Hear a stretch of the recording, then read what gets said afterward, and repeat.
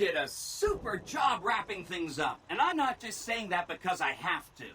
I didn't want to make a big deal about this until after we won, but, well, I found some code snippets in one of Mr. House's databanks that will let me, reprogram my personality to be a little more assertive, basically. So that's what I'm going to be doing, and it's going to take me a while, so it'll seem like I'm offline. But don't worry, everything will be okay. I've updated the Securitron's targeting parameters, so they know what to do. Vegas will be protected. So that's where I'll be, off making a few changes. And I guess I'll see you around. We accomplished a lot together. It was fun. Take care. And so the courier who had cheated death in the cemetery outside Good Springs cheated death once again, and the Mojave Wasteland was forever changed.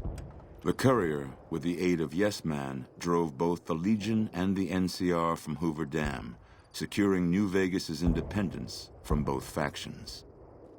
With Mr. House out of the picture, part of the Securitron army was diverted to the Strip to keep order.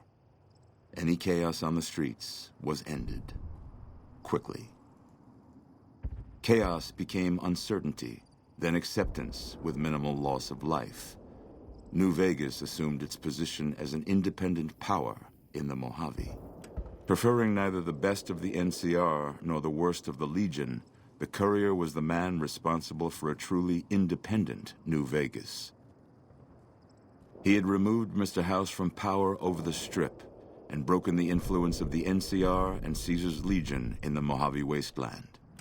Though some super mutants in Nightkin continued to journey to the legendary Utopia, they found little trace of its existence. Some eventually found their way to Jacobstown, but many wandered off into the wastes, confused and disheartened. Invigorated by his travels with the courier, Raul once more took up his guns in memory of his lost Rafaela. Soon after, the Mojave was filled with tales of the ghost vaquero who hunts down those who prey on the weak. Though the wasteland became anarchic after Hoover Dam, the Boomers' display of power dissuaded fortune seekers from attempting to penetrate Nellis. Veronica put her moral sensibilities aside and supported the Brotherhood's new campaign of aggression as best she could. Yet, deep down, she understood that it meant their end would surely be soon to follow. Their leaders destroyed by the courier, the fiends scattered throughout the wasteland. Without the organization of Motor Runner, Cook, Violet, and Driver Nephi, they were easy prey. After the courier ensured New Vegas remained free, the followers found that Independent Vegas was even more unstable and violent than before. Old Mormon Fort became excessively burdened by the influx of patients, struggling to provide even the most basic of services. With New Vegas's independence formally declared, Good Springs thrived. More travelers stopped by Good Springs on their way to and from the Strip, and the locals grew prosperous from the traffic. In the years following the destruction of Cassidy caravans, NCR used evidence of the plot to blackmail the Crimson Caravan and the Van Graffs. NCR enacted strict trade laws with little resistance, strengthening their supply lines and their position in the Mojave. Cass lived to see the courier bring down 3 armies, and by her count, that was 3 more than she'd expected. She kept quiet about that, though. After their suicidal last stand at Hoover Dam, the Great Khan ceased to exist as a tribe. The few surviving members dispersed, joining up with other tribes and gangs across the Mojave, and quickly forgot their heritage. Thanks to the courier and Lily, a cure for the Nightkin's schizophrenia was found shortly after Dr. Henry's experiment concluded.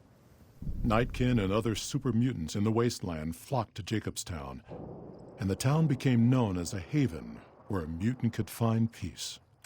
Lily continued to take her medicine at half doses, and although she remembered her grandchildren, her mind remained muddled and confused.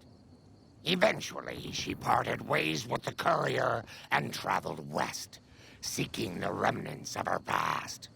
The Kings retained their control of Freeside, and while they continued to favor the needs of locals, They tolerated the citizens of the defeated NCR.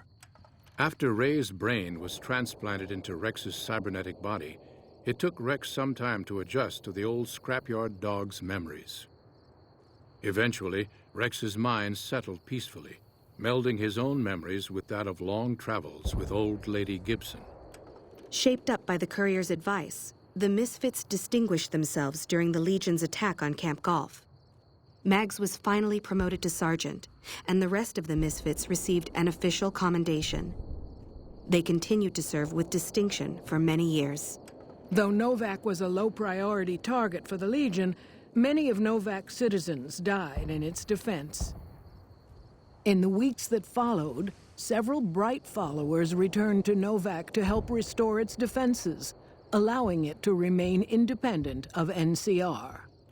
No longer held in check by his conscience, Boone found lucrative work as a mercenary and assassin. No job was too violent, no target too innocent. As long as the caps were good, Boone would take the job. After Hoover Dam, the leaderless powder gangers at the correctional facility vanished into the wastes, leaving the prison empty. The correctional facility became another abandoned ruin in the wasteland, its carcass occasionally picked over by enterprising prospectors. Armed with a wide array of improvised explosives and stolen weapons, the Vault 19 powder gang tormented the Mojave Wasteland for years. Citizens of the NCR were favorite targets, and they always suffered the worst fates. Despite NCR's pledge to support Prim, they abandoned the town after their loss to the courier. Independent again, Prim operates much as it had before the powder gangs arrived, full of ups and downs.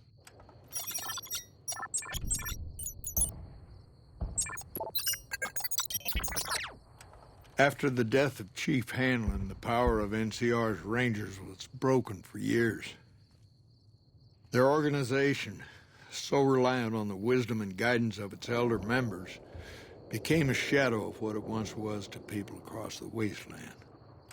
Merciless in their assault on the NCR, the remnants struck fear into the hearts of even the Centurions at Hoover Dam. Caesar's heirs aggressively pursued the remnants into Arizona, losing hundreds of legionaries in the process, and gaining nothing in return. And so the courier's road came to an end, for now. In the new world of the Mojave Wasteland, fighting continued, blood was spilled, and many lived and died just as they had in the old world. Because war never changes.